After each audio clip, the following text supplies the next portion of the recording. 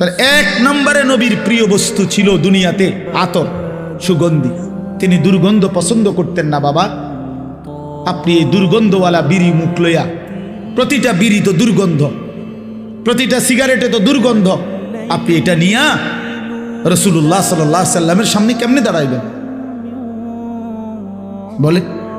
নবী সাল্লাল্লাহু আলাইহি সাল্লাম তো কাঁচা পেঁয়াজ রসুনের দুর্গন্ধ সহ্য করতে পারতেন না, নিষেধ করছে। কাঁচা পেঁয়াজ রসুন খাইয়া আমাদের সামনে মসজিদে মানুষের মজমাতে আইসো না, বলেন নাই নবী? তো তাহলে এই বিড়ি সিগারেটের গন্ধ কি হবে? একদিন জীবনে জুমার নামাজের দিন মসজিদে নববীতে আল্লাহ নবী সাল্লাল্লাহু আলাইহি সাল্লাম কোন সাহাবীর ঘামের গন্ধ নাকে লাগছে, কোন একজনের। আল্লাহ নবী সাল্লাল্লাহু আলাইহি সাল্লাম বলছেন, গোসলুল জুমআতে ওয়াজিবুন আলা কুল্লি মুহতালিম।